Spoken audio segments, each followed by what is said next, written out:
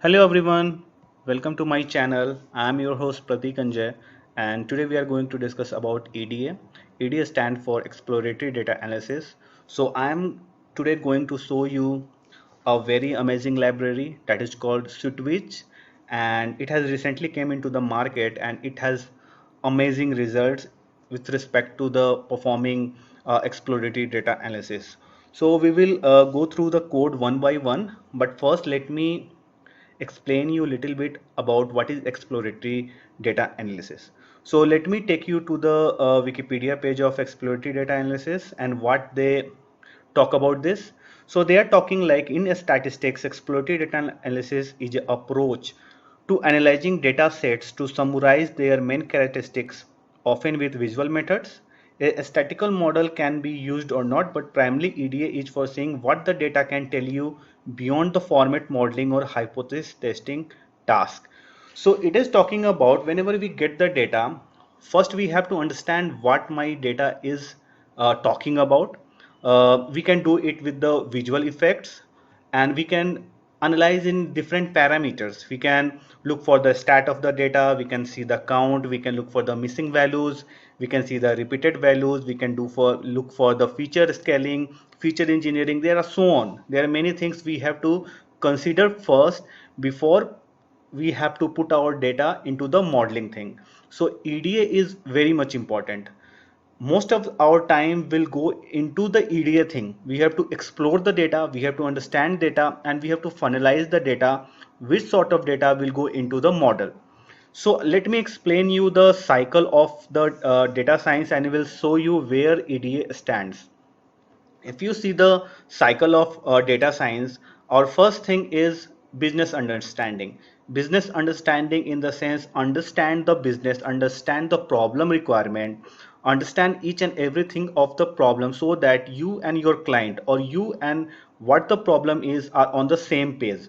Both are knowing the same, both are taking the same problem, and both are going to solve the same problem statement.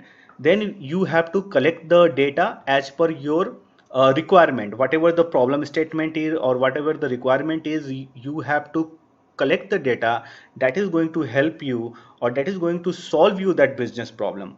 Then you have to perform data preparation in the sense cleaning of the data. We have to perform feature scaling, we have to perform feature engineering, we have to look for duplicates value, we have to look for missing values, and then EDA comes into the picture. EDA is exploratory data analysis. We explore our data, we find out the insight from the data before putting our data into the modeling thing. So for each, for modeling prospect or for your general understanding, EDA is very important. You will get many sort of answer at the EDA stage only without putting your data into the modeling, and you can show those results to your client or stakeholders whenever you are having a meeting with them. Like, okay, I got your data, I understand this data, and your data is talking like this. We can solve these things by only looking into your data. We don't need any machine learning to solve these sort of problems. Many things. In a very layman language, what your EDA speaks, it is a way of visualizing, summarizing, and interpreting the information that is hidden in rows and columns format. EDA is one of the crucial steps in data science that allow us to achieve certain insights and statistical measures. That is essential for the business community. That's what I was talking about. You can get many information while performing EDA only. You don't need any machine learning stuff to solve many business problems or problem statements, because EDA will fulfill all the requirements and will give you very good insight from the data. It is also saying like that is essential for the business community, stakeholders, and data scientists. It performs to define and refine our important feature, variable selection, and that will use in our model. So we perform EDA, we understand the data, we found our data, and then we are sending those data into the modeling thing for our further machine learning or prediction purpose. So this was the overall idea for EDA. So now I will take you to the library that is called Switwitch. That is very important, and their performance is very well. I personally like this library very much. So let's start on that. You need to first install this library, and for that you have a command called pip install switwitch. This will install your library. And next what I am doing, I am importing two files. One is train file and one is test file. I am putting this train into df, that is data frame, and I am putting the test file into df1. Let's first see the df head. So my data contains employee ID. There are lots of information: employee ID, department, reason, education, gender, requirement channel, and so on. And it consists numerical and categorical features both.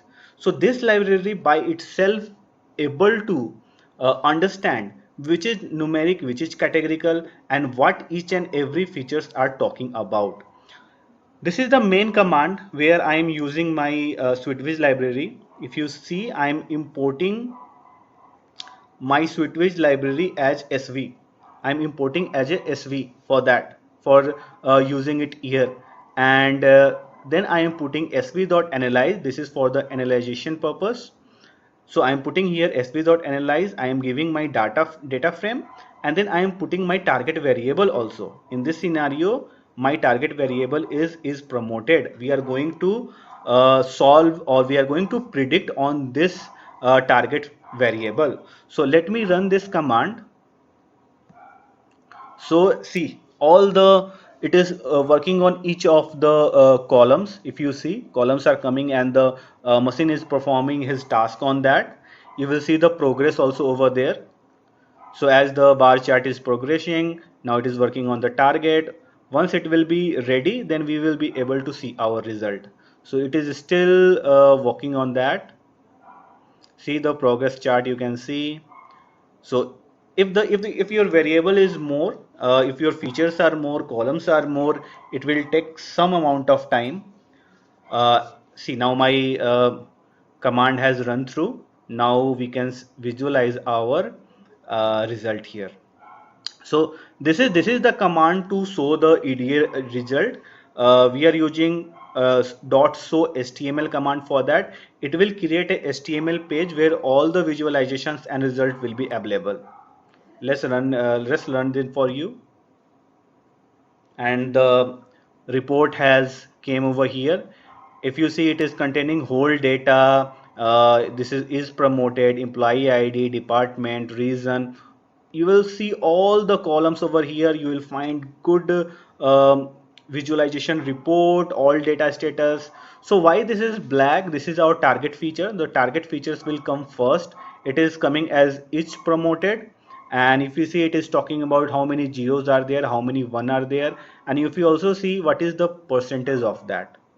Our next is the employee ID, even though that is not very much important for the modeling perspective. But if you see, it is giving me max 95%, Q3, median, average, Q1 5%, min, range, standard deviation, variance, kurtosis, skewness, everything. All the results you will find here. But if you check for here, you are not getting these numerical results over here because these are all column features. These are all column variable. Column variable in the sense categorical variable. These are all categorical variable. So if you see for the department, reason, education, gender, you're not finding this kind of min max thing because this library is treating those uh, columns as a categorical columns. Again, for the age, you will find all the details. If you click on this, I will just zoom it out little. Let me do that. See, now you will able to see all the information about that age thing. Let me go top. So this is for the department thing because I have selected that. If you want to unselect it, you have to click once more. So if I go for the gender, no, let me go for the age, and you will see a very good result over here. So for example, if I have chosen the variable age, Let me show you what are the details I am going to get from this report. For example, I will be getting all this min, max, average, standard deviation, kurtosis, skewness, everything. But here in the graphical part, I will be getting the values which are most frequent, which are the smallest values, which are the largest values. So this is going to give me a very broader idea for this variable. Okay, what kind of datas are there into this particular column. Similarly, if I go for previous year rating, you will get a very good graph over here to see how many are is promoted, what are the top categories. So everything you will get it here. Even if you want to see the association, this will also going to give you a very good result, sorry, a very good visualization. Just click on that and it should come. Yeah, it is coming. I think it is loading basically. Yeah, I have clicked multiple times. No. So this is the association. You will find all the variables over listed over there and how they are associated. So this is for the one data set. Even we can do a comparison between two of the data set. For example, if I have a trend data set and I have a test data set, and I want to compare the data of both the category, whether my testing data set is as per my training data set or not, or what are the difference, or how those difference are going to impact on my model. That analysis also we can do. For that, there is a command in this SweetWiz library that is called sv.compare, where we have to put both our data frames. For example, df trend, this is my trend file, this is my test file, and again I have to provide the target variable. So let me run this command for you guys. So it is again running. It is running on each of the variables for both the data set. It will run. It will create a very beautiful comparison report for you guys. So meanwhile it is running, I will tell you this library is pretty amazing. This is doing our job much faster and in a much efficient way, because there are other ways also to perform EDM, for example Python profiling, but it fails when there is lot of categories or our data set is large. In those scenario, Python profiling is failing, but this is amazing. This is working on any number of categorical features or how long your data set is, it will run. See, it has run through. Let me show you those reports as well. So again it will create a result. You have your trend data set. If you have test, trend is represented by blue, test is represented by orange, and you can see the comparison between both. So there are, if it will also give you the missing values. Let me show you somewhere where, see, in education there are this amount of missing values and it is of 4% of whole the data set.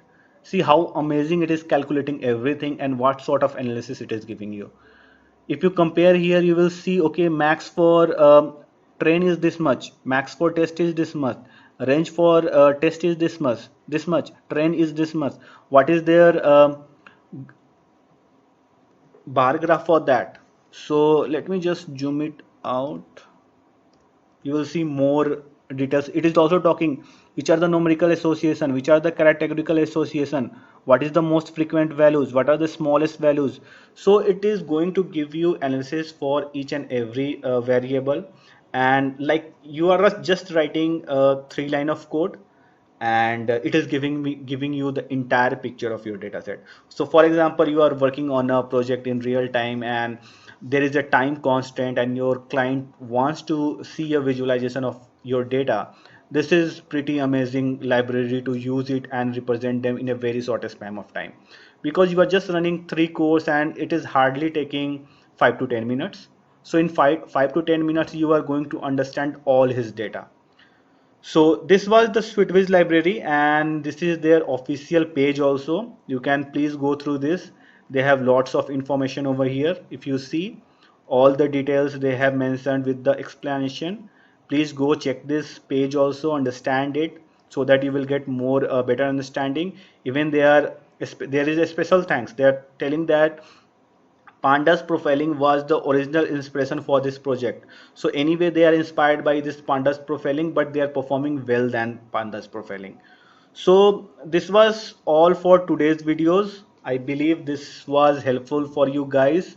Try to use this library in your real-time projects, or if you are a fresher, try to use it, understand it. This is going to give you a edge into the market for the EDA perspective.